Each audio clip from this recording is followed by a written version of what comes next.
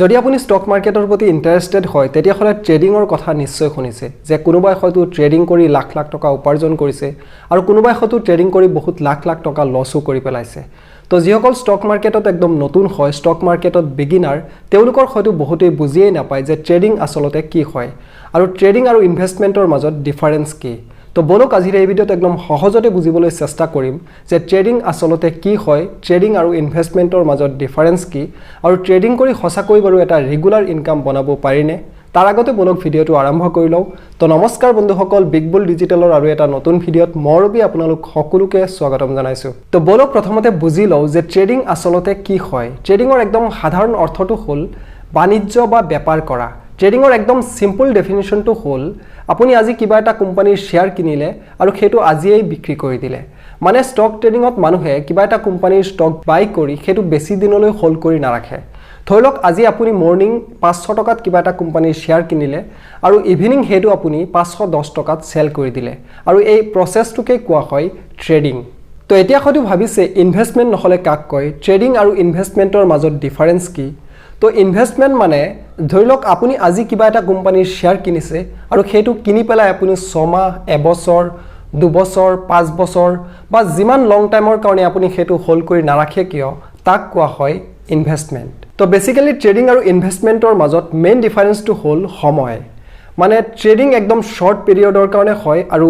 investment অকমান লং পিৰিয়ডৰ কাৰণে হয় ইয়াৰ লগতে ইনভেষ্টমেণ্ট আৰু ট্ৰেডিঙৰ মাজত আৰু এটা ডিফাৰেন্স আছে ট্ৰেডিং কৰাৰ সময়ত ট্ৰেডাৰসকলে সদায় টেকনিক্যাল এনালাইসিস এপ্ৰোচৰ সহায়ত ট্ৰেড কৰে যাৰ পৰা সেই কোম্পানীৰ শেয়াৰ প্ৰাইজৰ মুভমেন্ট মনিটৰ কৰিব পৰা যায় আৰু লগতে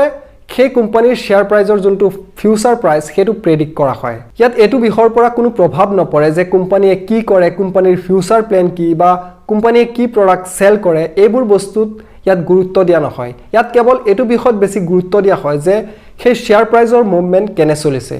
আৰু ট্ৰেডিঙৰ এই এপ্ৰোচক কোৱা হয় টেকনিক্যাল এনালাইসিস আৰু ইনভেষ্টিঙত সবতকে বেছি গুৰুত্ব দিয়া হয় সেই কোম্পানীৰ ফাইনান্সিয়াল ষ্টেটমেন্টস past performance আৰু সেই কোম্পানীৰ ফিউচাৰ গ্ৰোথ এনালাইজ কৰিবলৈ আৰু ইয়াত যোনটো শৰ্ট টাইমত কোম্পানীৰ শেয়াৰ প্ৰাইজৰ মুভমেন্ট হিয়াত বেছি গুৰুত্ব দিয়া নহয় আৰু ইনভেষ্টিঙৰ এই এপ্ৰোচক কোৱা হয় ফান্ডামেন্টাল এনালাইসিস তো ট্ৰেডিং আৰু ইনভেষ্টমেণ্ট এই দুয়োটা ক্ষেত্ৰত প্ৰফিট আৰু লছ দুয়োটাই হ'ব পাৰে হেতু ডিপেন্ড কৰিব যে আমি কোনটো ষ্টকত ট্ৰেডিং কৰিছো বা কোনটো ষ্টকত আমি ইনভেষ্ট কৰিছো তো বলক এতিয়া চাই লও ট্ৰেডিং আসলতে কিমান টাইপৰ হয় ট্ৰেডিং নৰমালি 5 ধৰণৰ হয় নাম্বাৰ 1 হ'ল স্কেলপিং এই ধৰণৰ ট্ৰেডিঙত আমি এটা শেয়াৰ মাত্ৰ কেইটামান মিনিটৰ কাৰণে বাই কৰো আৰু যেতিয়া সেই শেয়াৰ অকমান বাঢ়ি যায় তেতিয়া আমি সেই শেয়াৰ সেল কৰি তাৰ পৰা প্ৰফিট বুক কৰি লওঁ Number 2 হল ইন্ট্ৰাডে বা ডে ট্ৰেডিং এই ধৰণৰ ট্ৰেডিঙত আমি কোনো কোম্পানীৰ শেয়াৰ মাত্ৰ কেইটামান ঘণ্টাৰ কাৰণে বাই কৰো আৰু সেম ডে মাৰ্কেট ক্লোজ হোৱাৰ আগতেই আমি সেই শেয়াৰ সেল কৰি তাৰ পৰা ওলাই আহো ইয়াক কয় ডে ট্ৰেডিং Number 3 হল সুইং ট্ৰেডিং এই ধৰণৰ ট্ৰেডিঙত আমি কোনো কোম্পানীৰ শেয়াৰ কিনি মাত্ৰ কেইদিনমান হে হোল্ড কৰো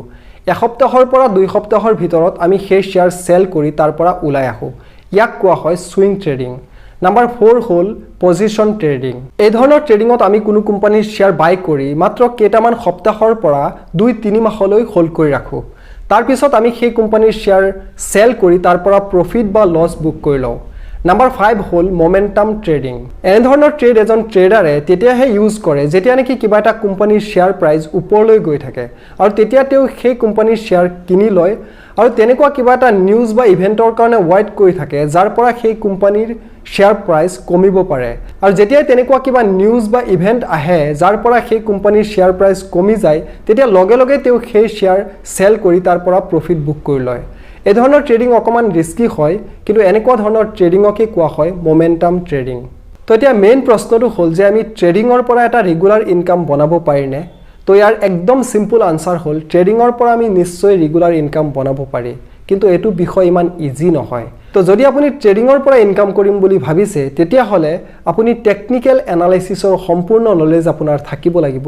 আৰু ইয়াৰ লগতে আপোনাৰ যাতে লছ বেছি নহয় তাৰ কাৰণে ষ্টপ লছ বিষয়টো ভালকে বুজিব লাগিব আৰু আপোনাৰ তাত ক্যাপিটাল অকমান বেছি থাকিব লাগিব তো মই সাজেষ্ট কৰিম যদি আপুনি বিগিনাৰ হয় যদি আপুনি ষ্টক মাৰ্কেটত নতুন হয় তেতিয়া হলে আপুনি প্ৰথমতে ট্ৰেডিঙত হাত নিদিব আপুনি প্ৰথমতে ষ্টক মাৰ্কেটৰ বিষয়ে ভালকে জানক অকমান টেকনিক্যাল এনালাইসিস কৰিবলৈ শিকক তাৰ পিছত লাহে লাহে যেতিয়া আপোনাৰ অকমান নলেজ হ'ব তেতিয়া আপুনি ট্ৰেডিঙত হাত দিব পাৰে প্ৰথমতে আপুনি বেসিক যোনটো ইনভেষ্টমেন্ট হেতুৰ বিষয়ত প্ৰথমতে বেছি গুৰুত্ব দিব তো গাইজ আজিলৈ মানে যদি ভিডিওটো চাই ভাল লাগিছে বা ভিডিওটোৰ পৰা কিবা শিকিব পাৰিছে তো প্লিজ এটা লাইক কৰি দিব আৰু ফ্ৰেণ্ডছ আৰু ফেমিলিৰ লগত শেয়াৰ কৰি দিব যাতে আমি সবেই ফাইনান্সিয়ালি অকমান লিটাৰেট হ'ব পাৰো লগতে যদি চেনেলটো সাবস্ক্ৰাইব কৰা নাই তেতিয়া হলে প্লিজ সাবস্ক্ৰাইব কৰি ঘণ্টাটো দবাই ৰাখিব যাতে এনেকুৱা ধৰণৰ ভিডিও আপোনাৰ মিছ নহয় তো লগ পাম নেক্সট আৰু ইন্টাৰেষ্টিং ভিডিওৰ সৈতে তেতিয়ালৈ ভালে থাকক সুস্থ থাকক